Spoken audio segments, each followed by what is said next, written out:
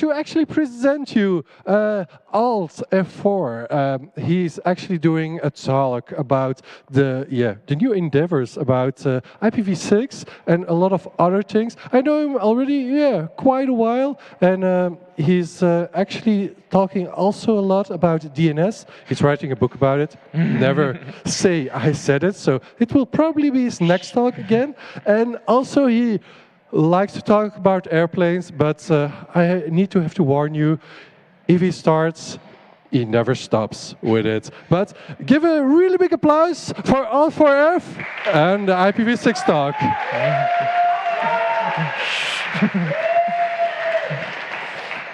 Okay, hello everyone. So I will start with a generic question.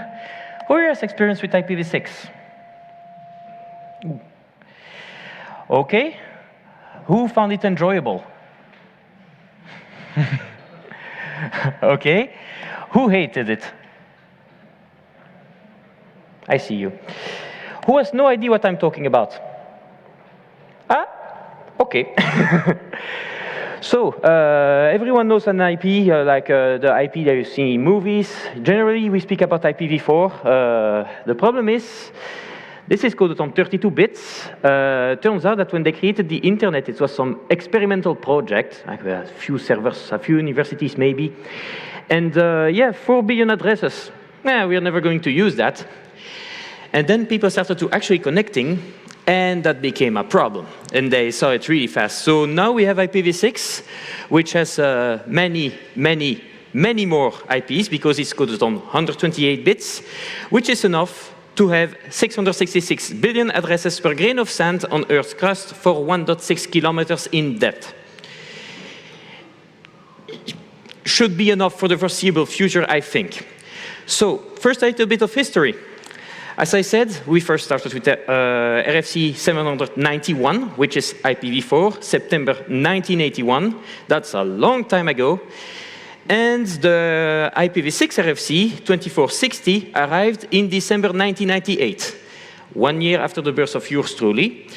So back then, it was still kind of experimental. It took a long time to become production ready. And they had an IPv6 World Trial Day. Cloudflare was involved and a lot of other companies where they were thinking, okay, let's deploy IPv6 for a day and see how it works. That was in January 2011. And 2011 is an important year because that was also the year that IANA distributed its last /8 IPv4 block. After that, gone. So we continued to consume that /8 block until there was none left. And that happened on 25th of November 2019 when RIPE-NCC told, we are out. We don't have more IPv4s anymore. You can still get some. Sometimes RIPE-NCC finds a prefix. Oh, a company went bankrupt. We took the prefixes back. Now you have to clean the reputation of these IPv4 blocks. Good luck. So where are we today? Because a lot of people I heard told me, okay, IPv6, that's a small little thing, right? We don't have it widely deployed. Well, for ISPs, you can consider that IPv6 is widely available on mobile. In fact, you have some ISPs that have almost only IPv6 on mobile and then NAT it to the outside from IPv6 to IPv4 because no one does port forwarding on IPv4 on mobile. So why would you even need IPv4 on mobile? You have more and more ISPs that also give you non-deactivable IPv6 on home routers. The Belgium national carrier does that. You are not happy with v6, you call them, they will tell you, okay, that's sad. Anything else? So they also started to do carrier-grade NAT because, well, you don't have IPs anymore. So if the NAT of your house is not sufficient enough, now they can NAT the entire street. If you want to do port forwarding, yes, you can. It won't work, because it's NATed even above. And when you need to troubleshoot something like that, it's also very bad. And the prices of IPv4 prefixes are going up. So the price to get your full stack IPv4 at home is also going up. At the time of this talk in Belgium, if you want a full stack IPv4 and you want it static from Proximus, it will cost you €35 per month per IP. You have to really want it. So a lot of people thought, yeah, it did not go that far. Well, think again, because recently the graphs went up, and we are almost at 50% traffic on the internet that is IPv6. These are the stats from Google. So the traffic that is going to and from Google, at this point, 50% of the world traffic, almost, is IPv6. If you look at a country map, you can see interesting patterns. For example, you can see India has a much better IPv6 support than many other countries, and you see France getting out of it really, really, really bright, because things happened recently that I will come to in the talk. And the United States, well, some people thought United States, yeah, it never happens. They're at 56%. So it's already quite significant there. With regards in Europe, you see that Germany and France are the leaders. Belgium is a little bit behind. Belgium was one of the top players, and then nothing happened anymore. So this is going to continue to progress because things happened. We now have regulations. Germany has new procurement laws. If you want to buy equipment for a public establishment, you will need to have IPv6 support capability on the device. It needs to be shipped with it. That doesn't mean you need to deploy IPv6, but it sets a framework for the future. Czech Republic, they went a little bit harder, so they want IPv6 deactivated on the 6th of June 2032. So what they say is all our public services will be on IPv6. We will push the ISPs so that they are ready. And when we have support 100% in 2032, just disable IPv4. We don't need it anymore. For the Netherlands, they want to. They are already pushing with IPv6 in the new public networks. And at this point, well, some networks you cannot really enable it, but you have to justify it. And it's not just, oh, I did not want to. You need to actually justify why you did not enable it. For France, it's even different. In 2021, 5G happened. And the regulator in France told, oh, you want part of the spectrum for 5G? You need to have IPv6 enabled on your mobile network for the 31st of December 2021. There was an ISP that did not have plans. On the 30th of December 2021, one day before, they enabled it. In France, no IPv6, no 5G for you. For Belgium, there are conversations behind closed doors. The regulator is, we don't really want to do regulations, so please have plans, or we will have to regulate. This is a threat. This is clearly a threat. So it will also move soon. For Norway, IPv6 also became mandatory for the public services. And for the United States, they also have a mandate from the White House that actually dates a few years ago, where they say, okay, we need to push this thing because it's actually becoming a problem. So where are the problems now? Enterprise. The enterprises, it's a special case. So for the enterprise, the good of the internet is not a good enough reason to implement IPv6. They don't care. The sanity of your network engineers is also not a good reason to enable IPv6. Google isn't faster on it, and we have no business case. Also, it costs money. So we'll see about the money and the business case. Once upon a time, there was a public transport company, and they had network engineers, network architects, and managers, like every company, and they said, we will not implement IPv6. It is too complicated, we need training, we don't want to mess with that, and there is no business case anyway, we don't need it. And then suddenly, at some point, the public transport company decided to buy brand new electric buses, like the ones you have with the USB charger on the side, the air conditioning inside, everything perfect. They can charge at the terminus, they can even regulate the power grid because they have smart charge. Yeah, speaking about smart charge, the smart charge is using a norm that is called VDV261. VDV261 is the German implementation of ISO 15118, which is the protocol to connect the vehicle to the grid. I did not read that norm because it's 240 Swiss francs and I did not feel to pay for it, so I read the VDV norm instead. And what does the VDV norm specify? A basic prerequisite for using the VAS is an encrypted communication between the vehicle and the charging station using TLS. This communication must be enabled via IPv6 network. And then specified underneath, IPv6 capability is mandatory for the backend, in particular for the network technology between the charging station and the backend. So, if you are the manager at this company and you're like, yeah, I do not want it. Okay, upper management is currently in the elevator. They're approaching you at high speed. They have questions. You do not want to be the person that replies why a 25-year-old standard was not implemented on your network because you did not feel like it and now they cannot have their smart charge. On another note, you also have other business applications that have been in place for much longer. So Eurocontrol OLD system. So this, if we talk legacy, this dates from back to the telex days. It was used to exchange flight plan information and handoff information from airplanes from one country to the other between the air navigation service providers. Telex is not really used anymore.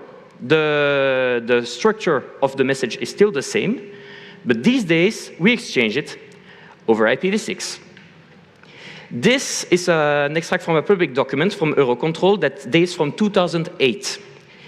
This has been in place for more than 15 years now. So they have a public, well, not really a public, they have an IPv6 range that has been dedicated to them, and Eurocontrol then splits it into /48s. You can ask for as many as you want, and they connect every single ANSP with that, so that way we can exchange the flight information. If you have taken a commercial flight in the last 15 years in Europe, your flight plan data was exchanged over IPv6. So that's for the business case. Let's talk about the money. So AWS came around a little time ago and said, yeah, now you will pay for full stack IPv4 per month. Some people got surprises. They saw the bills and that was not good. So the other cloud provider noticed. So now you have Hetzner doing it. You also have Microsoft that is doing it. But for Microsoft, it's a little bit strange of a situation because you think, oh, Microsoft is trying to push IPv6. Do they, though? Because there is another thing that is owned by Microsoft that is notorious for not having IPv6, and that is GitHub. So the problem with GitHub, you remember the graph, the map of earlier with India that has approximately 70% IPv6 support. There is currently a conversation on GitHub Actions, I think, like the topics where you can discuss things. I'm following this thread, and I have 539 messages in this thread since I started following it. It ranges from it ranges from people saying, we don't need IPv6, IPv4 works well, to people that say, why is there not IPv6? I'm in India, I cannot access GitHub because carrier-grade NAT is so violent that it's inaccessible during most of the day. So now this is an accessibility problem. But I guess it's just Microsoft. They forgot. Like, it's not important. It's not like they sold a system that could basically replace GitHub that has dual stack support. Oh, wait. Turns out they do. So in this case, Microsoft is kind of playing with and against you. They are making money off the entire situation, basically, because for cloud providers, it's a dilemma. Let's just say that for cloud providers, IPv6 gives you the possibility of having IP, meaning that you can self-host stuff, meaning decentralization. They do not want that. The situation of, we have all the IPv4s, you want to be on the internet, come to us, it's your only way. They like that very much. That makes a lot of money for them. Yet at the same time, they are also running out of IPv4, and at the same time, well, if the competitor is making money out of it, we might as well also do money out of it. So that's for the server part, for enterprise. Now we have for the laptops and the access devices. Well, a lot of things happened because a lot of people forgot that IPv6 evolved since the last time we tried it 10 years ago. It became much better. So now we have two technologies that change it a lot. IPv6 mostly, that is basically a way of accessing the IPv4 network over IPv6 only network. If you have an iPhone, an Android, or any Apple devices connected to the Y2025 network with the Y credentials, you are currently running IPv6 only with that enabled. You can access on v4 over v6. And the second thing was API eyeballs, because Some people say, oh, I implemented IPv6. And then the server does not reply on IPv6. It has IP, but it's not listening to the socket on IPv6. So you have to wait for it to time out, meaning that the user is not happy about it because it took 30 seconds for me to open that web page, let's just disable IPv6. The API eyeballs will basically send the request over IPv6, then wait a few milliseconds, send the second request over IPv4, and whichever one comes back first is the one that gets used. So what do we have right now? We have the IPv4 costs money. The IPv6 mostly is the thing. Regulations and norms are pushing it, so we are advancing, progress is happening. And we have widespread software support for most things. So what is currently holding us back? Well, the sad reality is most people aren't net nerds, people in technology. A lot of us have had to deal with the social pressure of doing stuff that most people do not do on a regular basis, developing stuff, etc. So we kind of were swimming in our own pool. This ended up in a situation where we've kind of developed a mindset. We know how it works, and we don't really want to change that because it works. Like, I don't want to change it. And a lot of people are not in networking, and even the guys that are in networking are not necessarily on the IP stack of networking. So most people, okay, I tested it once 10 years ago, it was terrible. It's still terrible, why would it change? You also have the mentality of IPv4 is good enough for myself. It is true. You can control your LEDs with IPv4 at your home, etc. It would work. But this is not your own network. We're talking about IPv6 for the internet. Yes, you can do whatever you want inside your own network. You can have even IPX if you want in your own network. But for the internet, you have to consider that too. And then you have the last ones that say, oh, but NAT hides me. NAT is security, it hides me. Yeah, sure, I know your house. Don't believe for a second that your ISP doesn't know who you are because you have NAT. That's the first thing. The second thing, there is privacy extension on most devices these days. So yes, I know where the house is based on the IP. If I'm the ISP, I still don't know what device you used because it's masked. This mentality of NAT hides me has ended up with some people using a lot of VPN services to hide their identity and stuff like that. And VPNs seeing that as, oh, IPv6 is dangerous. We should not put IPv6. So a lot of commercial VPN services that you can rent these days have pages on their wiki. How to disable IPv6, not at the interface level, at the kernel level. So basically, for your stack to work, I need to break my network stack at the kernel level. This is not okay for the... Yeah, it's not okay for the general public because you know that once this is deactivated, people will not go out of their way to reactivate it. If what you're selling is a VPN, this is your product. If your product in 2025 does not support IPv6 while it is literally selling internet, that says a lot about the product and about how much you care about the product. Last thing we have to remember is what we say does matter. A lot of people, like I said, have experienced IPv6 in its early stages, when I haven't even touched a keyboard yet. And yes, it was terrible back then, because it was the starting stuff. And people have kept that mindset. So when you have regulations that come into place, or requirements that come into place, and you have a manager that says, hey, maybe you should investigate this, and the first reactions he gets from all his engineers is, oh no, it's terrible, I tried it a long time ago, I do not want to do it, it's bad, it's bad, it's bad. Yeah, okay. A normal manager would say, okay, so it's a legal requirement, we'll push the deadline as much as we can. But if you already touched it a little bit, then recently, you would know that it's not exactly like it was before. There are things that got much better. The user experience in general is much better than it was before.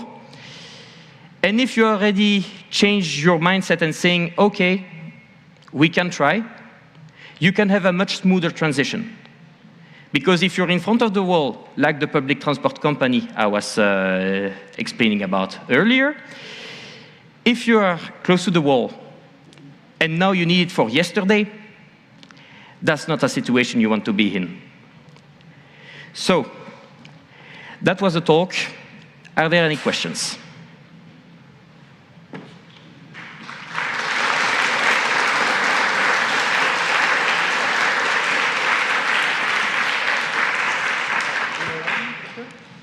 If people have some questions, just go to the microphone. If you have some. Oh. Yeah, thank you for the talk.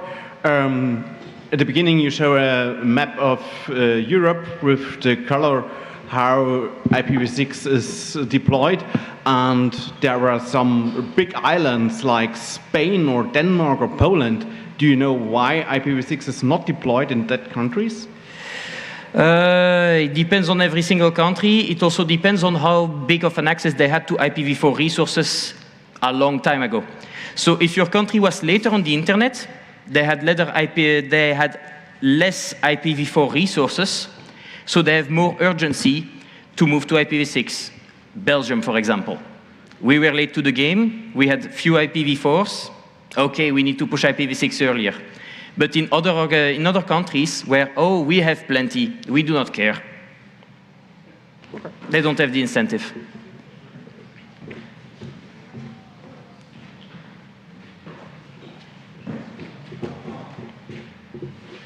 Right. As the family tech nerd who can solve all magical tech problems, or tech problems in magical ways, what is the... Because a lot of poorly coded devices do actually have issues on IPv6 networks.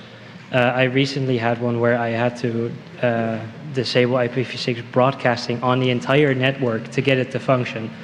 So is there anything else that can be done in that situation, or is it just that you have to replace the device? It's not necessarily only the device can be faulty.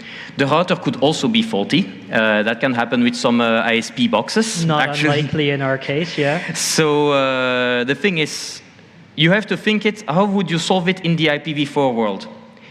If you have the device that keeps breaking IPv4 for the entire network, would you disable IPv4 or would you try to dig it further to try to troubleshoot it? No, the device was broken by IPv6 being present on the network. So in that case... I'm curious about what device you're talking about. If you want, we can speak about it after the talk. Let's do that. Okay.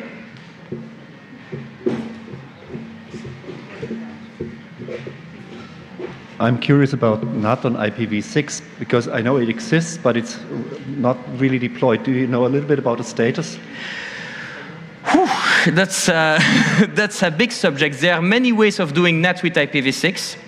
So you can NAT, there is the same thing as RFC 1918 in IPv6, where you have address space that has been reserved only for private use.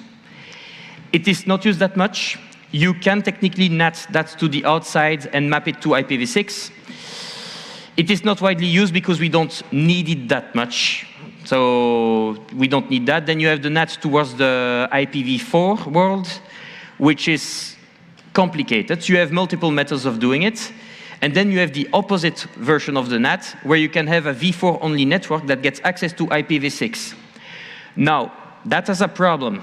As in the pool of IPv6, it's much larger than the pool of IPv4. At some point, you are going to run out of mapping. So there are many technologies. It's a complicated topic.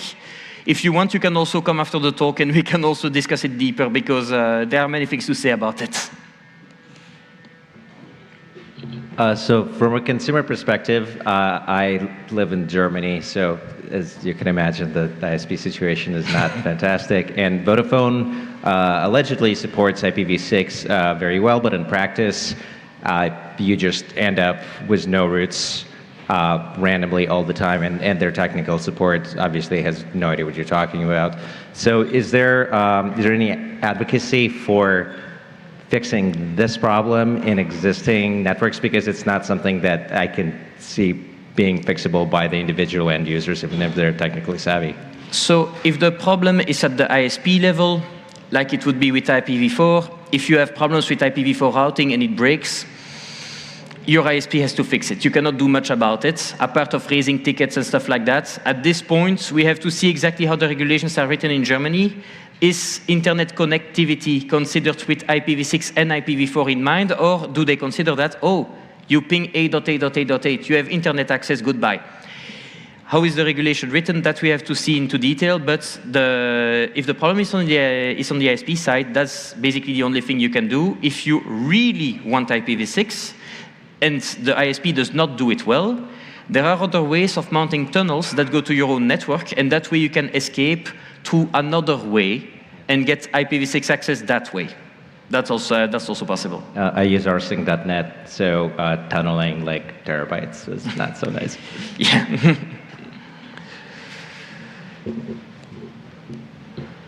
I've discussed IPv6 with friends that basically ended up saying, well, it works for consumers. Mm-hmm. Do you think that's true? And if not, do you have a good counter argument? Yeah, it's absolutely true. It does work for consumers. But not only for consumers. So the thing is, it's an IP technology. You send packet, you receive packet. It works. So depending on how your software is implemented, if it works for customers, there is no reason it wouldn't work for companies.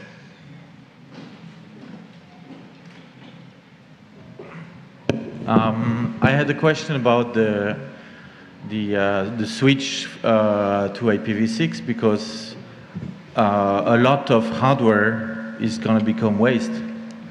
Yep. Because of the older hardware doesn't have IPv6 support. So people are just going to throw away the old stuff. That's sadly true. For example, the ESP8266, the first versions of them currently have SDK support for IPv6. The problem is it has so few memory that you might actually lose functionality over it. That being said, these devices can be repurposed to not necessarily need access to the internet, but access to your local network. I'm not talking about disabling IPv4 on your local network. There you can still use your LEDs. But for the broader internet, it might create problems in the future. That being said, it's not even only old hardware. You can still find plenty of brand new IoT stuff that would have great use of IPv6 that does not have it implemented. And this is sadly true. Well, most of things can be updated through software to enable it, because the modern hardware, even on the low-cost IoT stuff these days, is very powerful. But the legacy stuff, you might end up locked at some point with regard to internet access.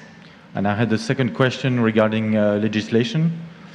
I thought at some point that it would be wise to have an EU law saying by, let's say, 2030, 35, you need to have IPv6 in all the devices. From what I know, EU is working already internally to try to push it.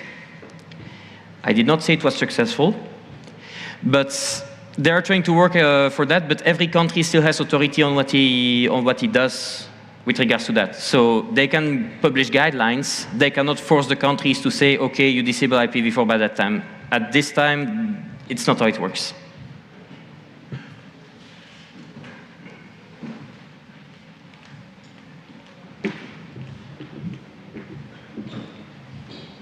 Hey, one of the larger broadband and mobile ISPs in the Netherlands, Odido, has no IPv6 at all. And it's kind of terrible. How common is that, and what makes ISPs change so that we can throw the right stones at Odido to make them do IPv6? So what makes ISP change? Regulation, money. That's basically what makes them change. So yes, we also have some ISPs, actually some sub-brand of some national ISPs also in Belgium that do not support IPv6. That was what I was talking about with the regulator that came to them and said, hey, you have plans? We would not want to regulate or anything. So things will move at some point because they also feel the pinch with the cost. But the only thing you can do as a customer, if they do not enable it, is going to another ISP, basically. Hi. Half a comment, half a question about this. Why don't companies use IPv6 internally? I mean, we've been talking a lot about consumers, but for example, as a company, I'm getting a box with a computer in it. There's a MAC address for the computer, and I get a DHCP assignment for my v4 IP address. Why are the MAC address? For the DHCP v6, it took 10 years or something to convince the standards people for IPv6 to do MAC-based assignments. And even now, half the software in the world does it via random IDs, via weird stuff like using the other MAC address of the other interface on that one interface and stuff like that, which makes it very, very hard for company people to use IPv6 because, well, I have this brand new device, I want to assign a name, a address, stuff for it, and I don't know what to do because it does random stuff and I have to put it on an installation network, configure the device, and then only then I can use it within my company because other than at home, I do care about the address and the name and stuff like that. So when even the standards people and the software people don't really care about that use case, how do you see enterprises doing that unboxing, MAC address scanning stuff, being able to do it anytime soon? Because it's not going to happen overnight that everything is compatible. I had the opportunity to talk with a manufacturer CTO about that implementation because the IPv6 implementation on their boxes was terrible. And he told me, yeah, okay, but at this point, the customers are not really demanding for it. So it's on the back stove. We'll do it one day if we get demand for it. So how do you get the demand? Something happens, a regulation of something. Okay, now you have it here. It would be nice if we had it somewhere else. If enough customers ask for it, they will actually start to care and read the RFCs to get into a thing where you can anticipate stuff. Right now, they are not really doing it. The question wasn't really about the companies delivering devices. The question was more about the standards people delivering RFCs that take into consideration how you can do stuff in a company. Yeah, I know that there is a lot of talking about the at the IETF, where they want to have more people involved with it that can give real-world experience back to them. Because again, it's a chicken and an egg problem. Which came first? Do you have the people with the experience that give the feedback? Or do you have the people that write the norms that did not really try it into the company? The only thing we can do is beta test, basically. It will take time. It will not be done tomorrow, but eventually.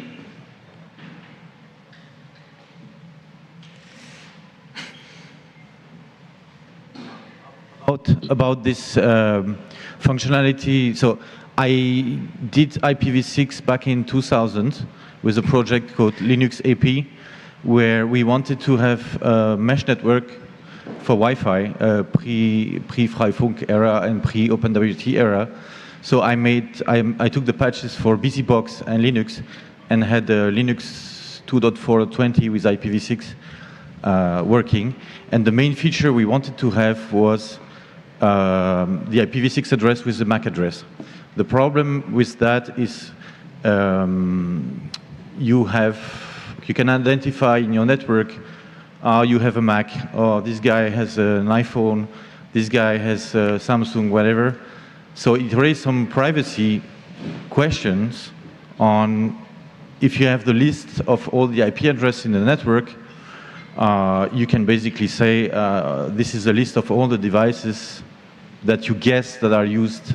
So it has a privacy problem. Yeah, but if you are the ISP, you also have that list in IPv4 because you know what is connected to your network. And at the same time, these days we have privacy extension. I did not really go into details about how the privacy extension works, but it is not based on your MAC address anymore when you get an IPv6. So yes, you know there is a device. You don't know what device it is. and some even have the privacy extensions with rotating IPv6s. So when you reconnect, it won't be the same IPv6 that you get back. So you cannot even establish a pattern on that thing.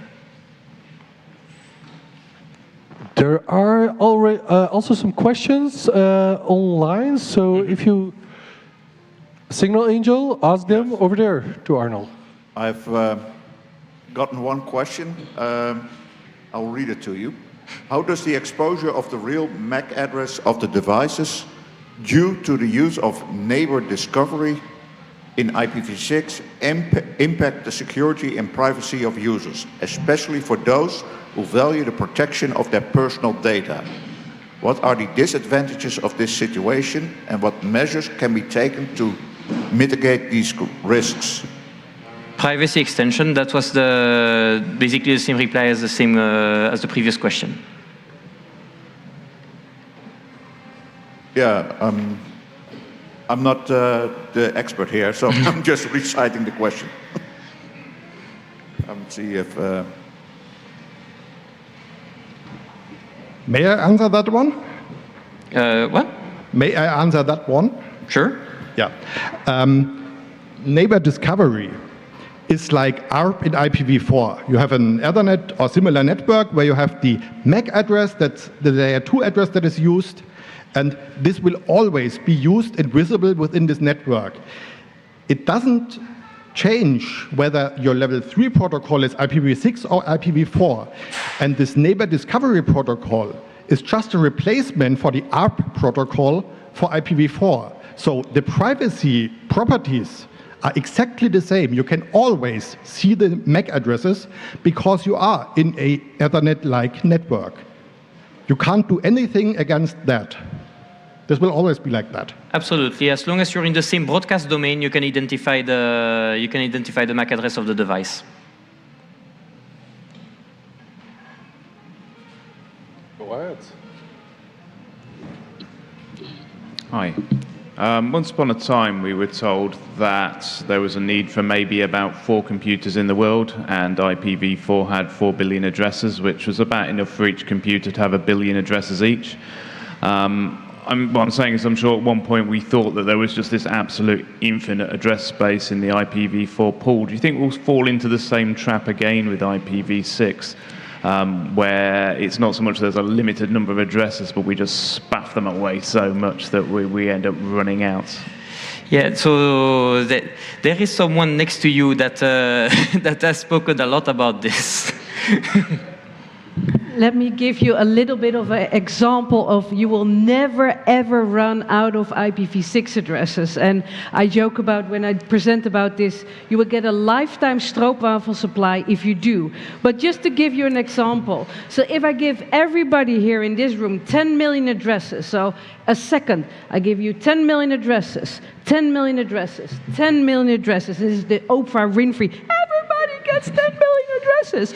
So then, a /64, play with me. How long do you think that one single /64 is, by the way, 14.8 quintillion addresses is in a /64. How long does it take to exhaust this one /64? How many years? Just humor me for a second. I'll be honest, I have no idea.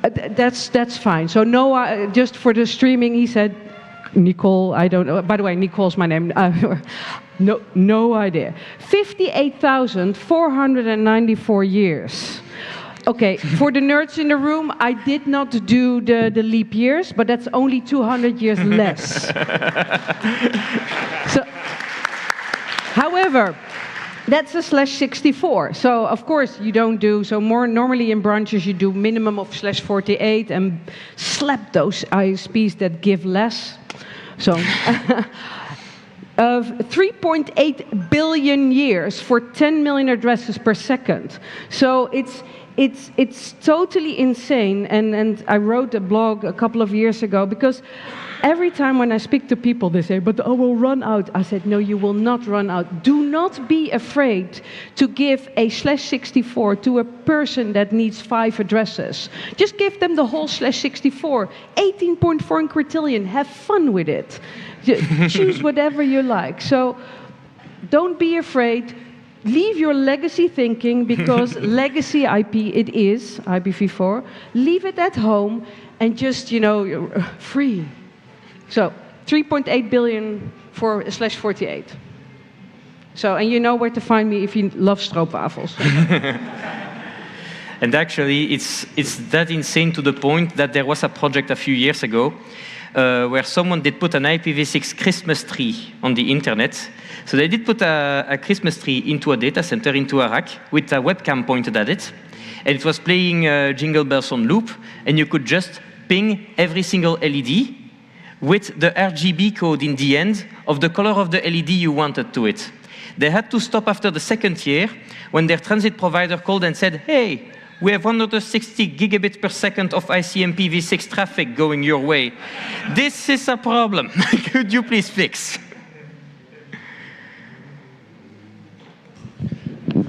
Hi, I've got a small question. Let's assume you are a private person or a small company, and you get some internet access from some provider. And the provider provides you one IPv4 address.